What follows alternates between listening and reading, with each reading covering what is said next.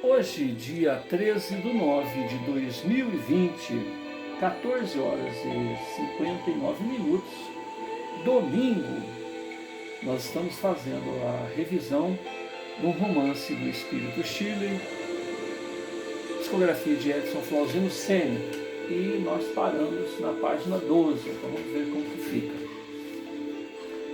Era tarde e o sol já declinava no horizonte aos fundos da residência do jovem Giuseppe Restart. Com seus 18 anos, ele se encontrava meditando à beira de pequeno caramanchão. Às vezes, Giuseppe passava por um estado alterado de consciência, desdobrando-se em espírito e se vendo na forma de um homenzarrão bruto, fisionomia rústica, e, para seu pesar, naquela oportunidade, cometia atos ilegais e imorais. Tal revelação muito o torturava. Tais visões o atormentavam com regularidade e, não as controlando, chega a sofrer ataques epiléticos, seguidos de desmaios. Então ele se recolhe à confiança em Deus, que sempre o avigora em promessas de melhoras. Os familiares de Giuseppe o tinham por sonhador, sonâmbulo, anormal, desequilibrado, filho de pais orgulhosos e ricos, os quais se sentiam violentados com a rotina do rapaz. Eles tinham vergonha do Giuseppe. Grandes posses materiais garantiam a estabilidade financeira de sua família, bem como dava ao Giuseppe a oportunidade de penetrar no infinito de si próprio e de apreciar aquilo que sua mente abarcava, sem prejuízos à própria sobrevivência. O pôr do sol sempre o convidava à psiconáutica, não obstante o seu temperamento estabilizado em atitudes acauteladas e serenas. Entre os familiares era ridicularizado e chamado de folgado. Giuseppe, apesar de ajuizado, sereno, paciente, não encontrava as palavras para se explicar aos seus comensais em relação ao tempo empregado nestas introspecções e os benefícios que dela obtinha, se limitando na afirmação de que precisava rever o que fez de errado em outros tempos e que também deveria encontrar os meios de se redimir. O sol se punha devagarzinho, abençoando com seus últimos raios luminosos as serras, os montes, apresentando as belezas celestiais aos que têm olhos de ver, quando então surge no zimbório o argênteo brilho lunar. Giuseppe Restart assiste, deslumbrado, o movimento celestial, embalado pela sinfonia das aves, anuros, cigarras e grilos que homenageiam em louvores incontidos a sublimidade do Criador, até que, meiga jovem com suas 15 primaveras, lhe toca gentilmente os ombros. É a sua querida irmã, Diná, a irmã caçula de uma família de 3 rapazes. Em suas 15 primaveras,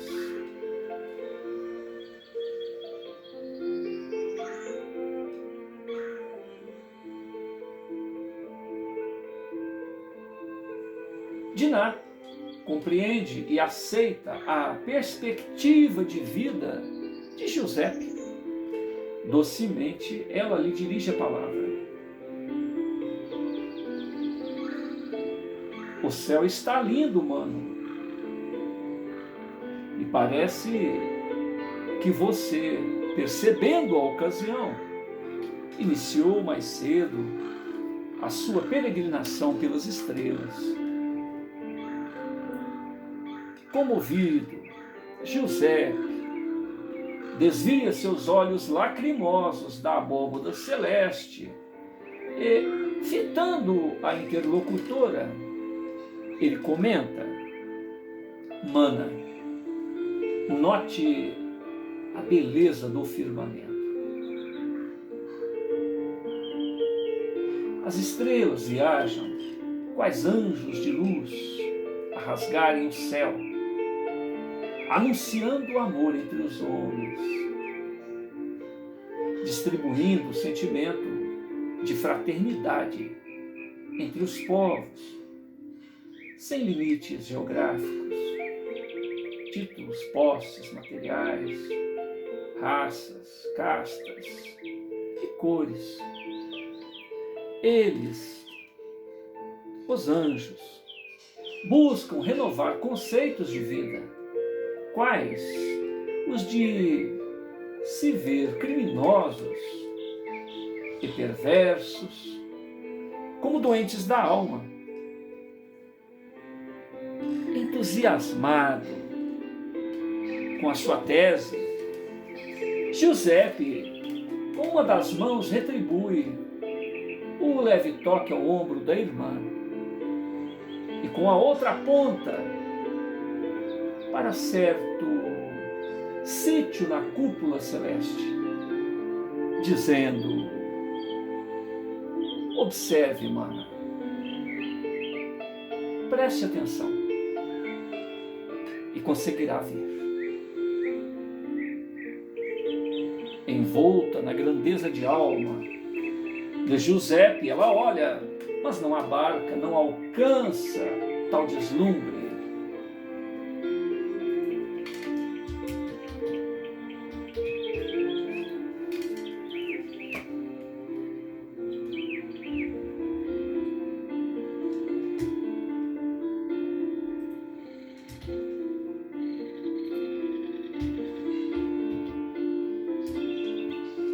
No entanto, ele insiste: ali está, Diná, pudesse eu emprestar-lhe meus olhos, mas estou certo que um dia você também verá. Diná compreende a emoção do irmão e percebe que ele poderá até desfalecer. Então ela tenta harmonizar as emoções dele, arriscando interpretar-lhe os gestos e sinais. Mais que um irmão, Giuseppe é um bom amigo que, ao pôr do sol, costumeiramente se despede do chão da terra e viaja rumo às estrelas, o que causa em Diná antecipadas lágrimas de saudade. As palavras de Giuseppe são poemas da alma, ocasionando a expectativa de reencontro breve, revelador e misterioso. Ela chora ao vê-lo prestes a partir, para um tempo e distância conhecidos somente dele mesmo e, quem sabe, de algum poeta em comunhão com a sua musa inspiradora. Ansiosa, ela sempre aguarda estes reencontros, onde a releitura da vida e o entusiasmo muito a beneficia. Giuseppe sempre soube retribuir toda a ira a ele endereçada com muito amor. Ele sorri da adversidade, tem com ele a paz e a distribui fartamente. Ele ajuda a quem o permite. Quando ofendido, ele releva as mágoas e perdoa com ligeireza. É como se Giuseppe tivesse o céu dentro de si e o oferecesse no que há de melhor, ou seja, a sua vivência do bem. Giuseppe era todo o coração, o transparente e autêntico amor a caminho do outro, sem ambições, orgulho,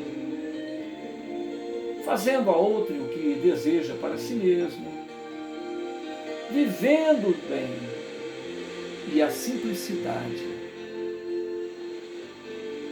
Ele falava do amigo e mestre Jesus com intimidade, e em todas as oportunidades louvava-lhe o nome e a memória, dizendo que a vida do Cristo é a maior história de amor que o mundo conheceu.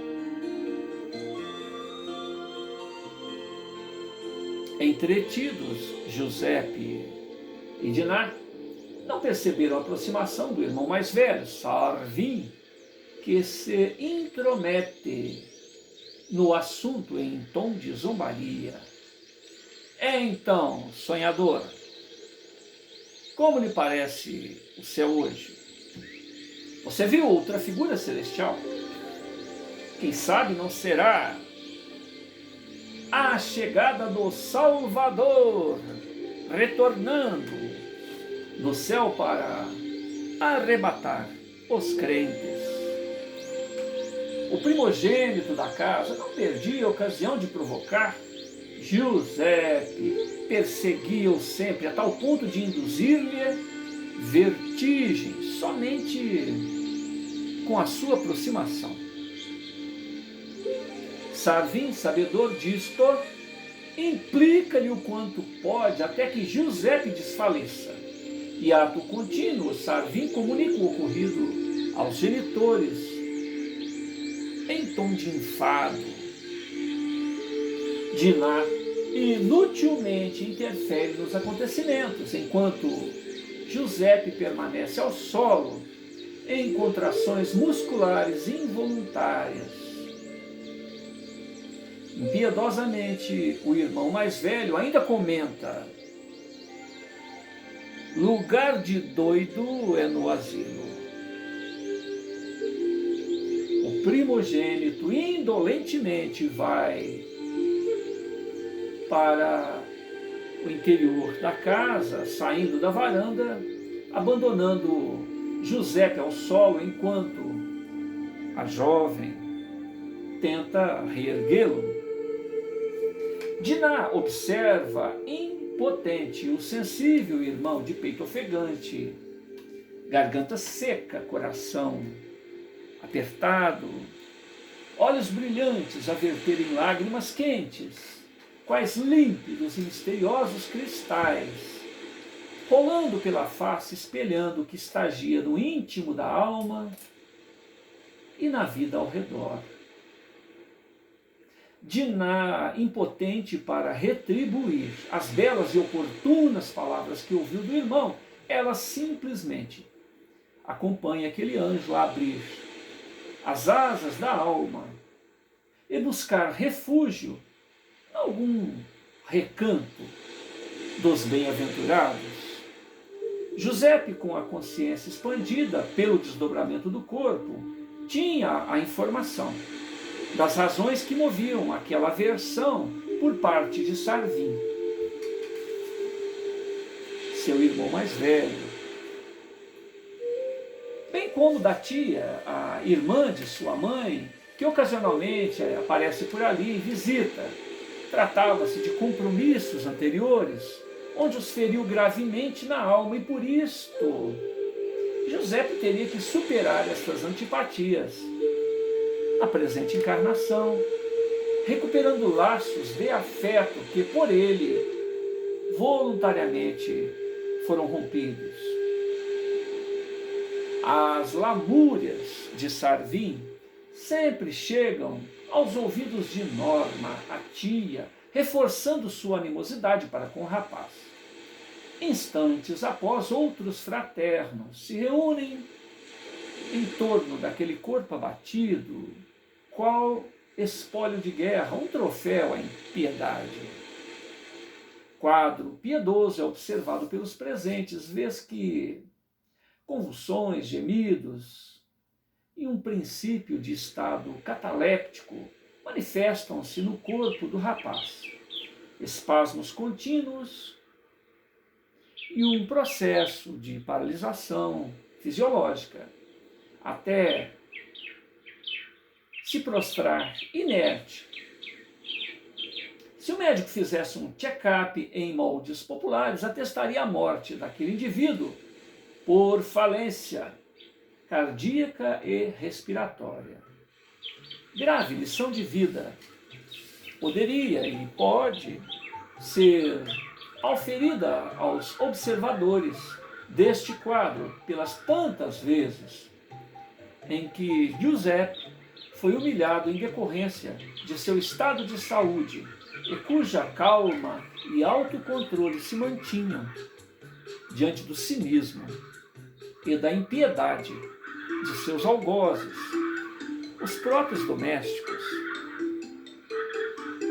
Giuseppe nunca se incomodou com as zombarias gratuitas a ele dirigidas por familiares em relação ao seu estado de saúde. Ele as retribui com perdão, autocontrole, serenidade e sublimação.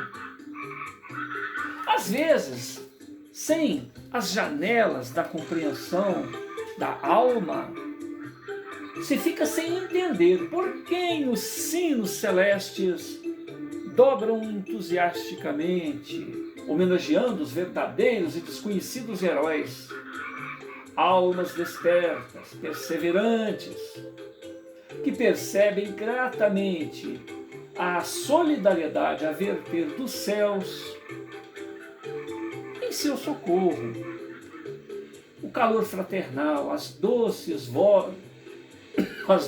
vozes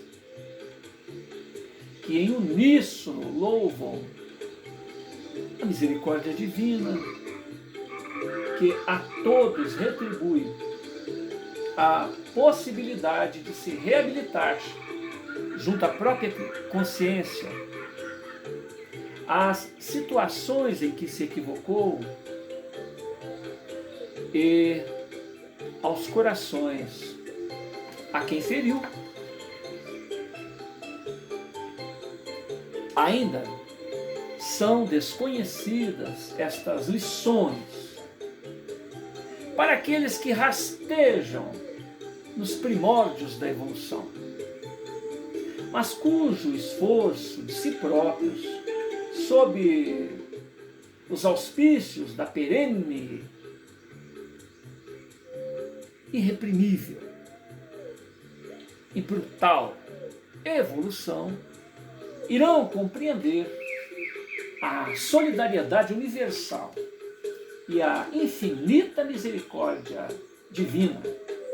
São os aflitos e desorientados de todos os tempos que, tendo clamado por piedade, ao se lembrarem do passado execrável, onde desmereceram a mão alheia, e mesmo assim são socorridos pela solidariedade fraternal que carrega toda a criação divina. São os irmãos de vanguarda e prepostos do amor cósmico a atenderem os incipientes da estrada da perfeição. É a lei da vida a exigir reparação e retribuição, carreando esforços para que cada qual possa se exercitar no amor incondicional, restituindo a outrem as bênçãos e benesses que lhe foram auferidas por predecessores que deixaram diretrizes de luz enquanto caminhavam, enquanto caminham. São as sombras do passado que se têm a enfrentar.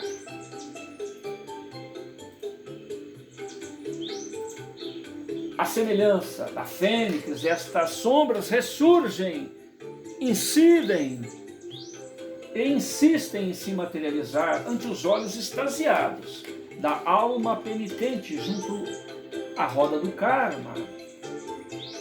De um lado está o olhar de rendição e esperança do coração contrito e arrependido. De outro lado, a presença severa, devoradora dos desafetos e vítimas desses crimes e enganos dos arrependidos.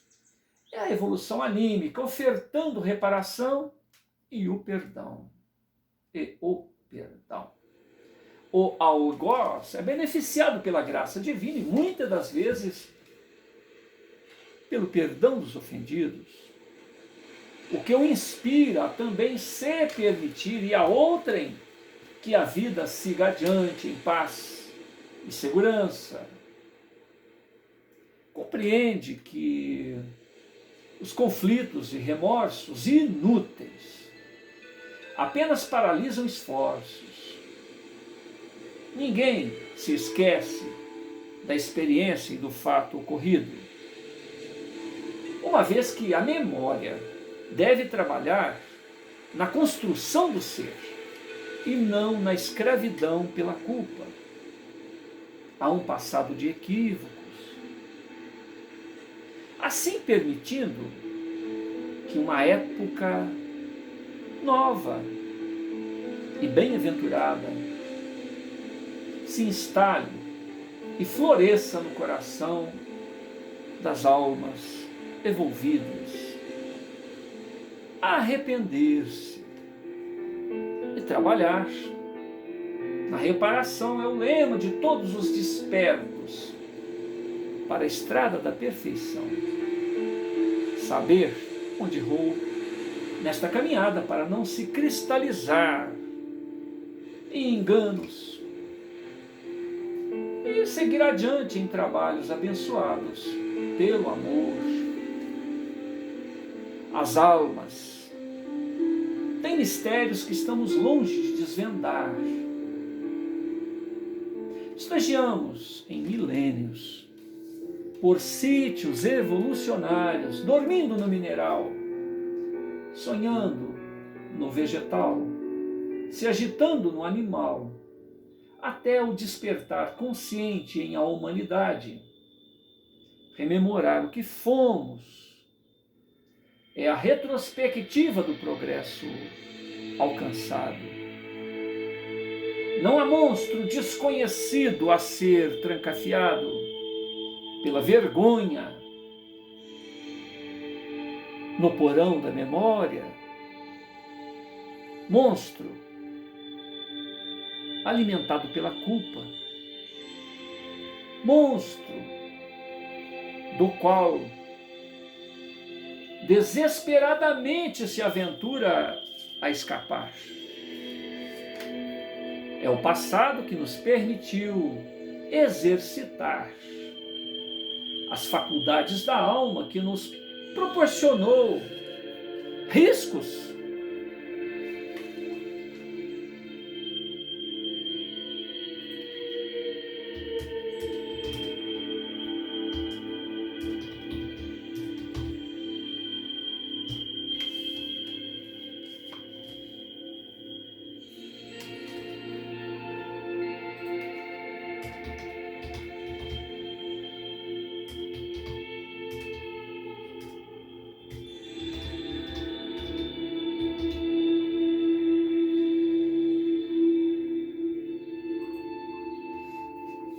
repetindo. As almas têm mistérios que estamos longe de desvendar. Estagiamos em milênios por sítios evolucionários, dormindo no mineral, sonhando no vegetal, se agitando no animal, até o despertar consciente em a humanidade. Rememorar o que fomos é a retrospectiva do progresso alcançado. Não há um monstro desconhecido a ser trancado pela vergonha no porão da memória. monstro alimentado pela culpa, monstro do qual desesperadamente se aventura a escapar. É o passado que nos permitiu exercitar as faculdades da alma. É o passado que nos proporcionou riscos e também nos proporcionou o seguir adiante, dentre as adversidades, aportando ao momento presente, com valores novos e a consciência desperta. Não há o porquê se envergonhar ou se fugir das épocas de ignorância. Repetindo, não há o porquê se envergonhar ou se fugir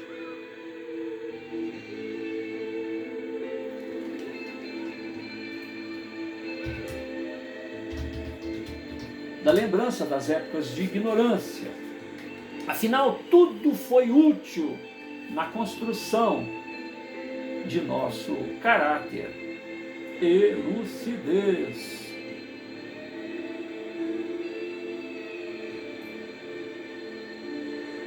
Há um esforço caudaloso por parte de todos, caravaneiros da cidadania cósmica, em retribuir gratamente ao milagre da vida, ofertando às novas gerações esta nossa vivência, as experiências,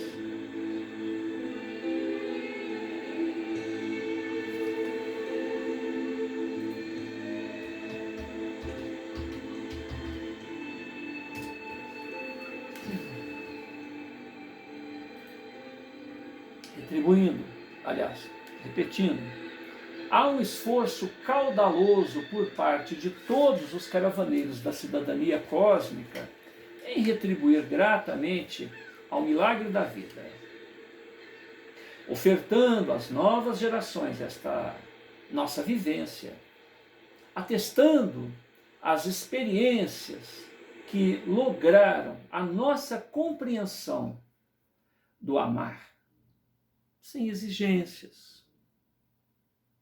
sem aguardar retribuição ou pressa. Amar sem pressa. Afinal, a imortalidade é dádiva de todos. Atrelada à lei do progresso,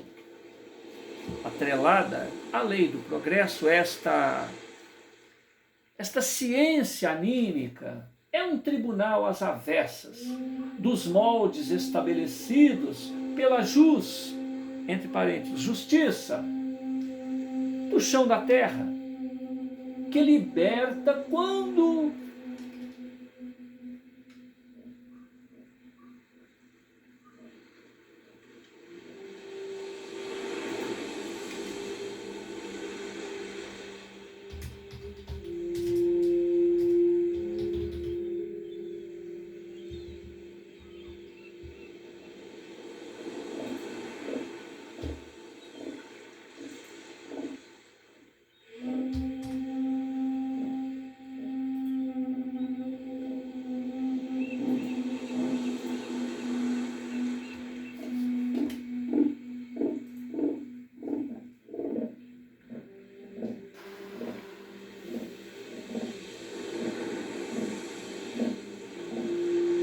repetindo, há um esforço caudaloso por parte de todos os caravaneiros da cidadania cósmica em retribuir gratamente ao milagre da vida, ofertando às novas gerações esta nova vivência, atestando as experiências que lograram a nossa compreensão do amar sem exigências, sem aguardar retribuição,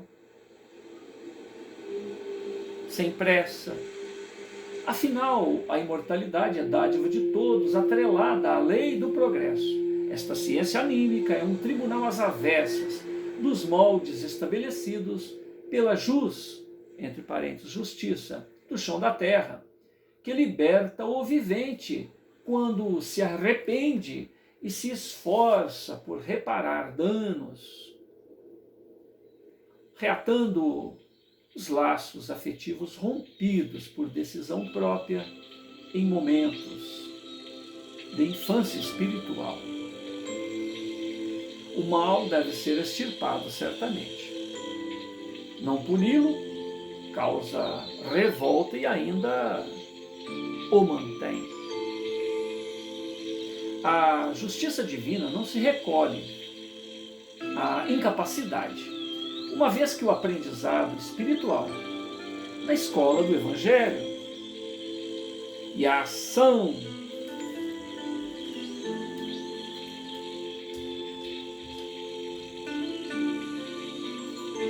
da lei do karma através dos tempos se encarregam desta mudança de pensamento e de posturas perante a vida, leis naturais, eternas e universais estão a reger os destinos dos filhos e seres do Criador. O homem é o obreiro de sua própria libertação. E os obstáculos acumulados em seu caminho são os meios de obrigá-lo a sair da indiferença e utilizar de suas forças latentes. Orgulhosamente presumir saber o que não sabe é tão prejudicial quanto ignorar o conhecimento das verdades que proporcionam o bem.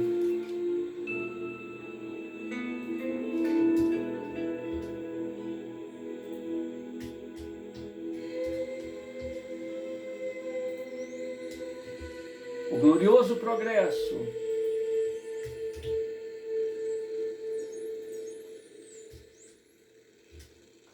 e o caminho da felicidade.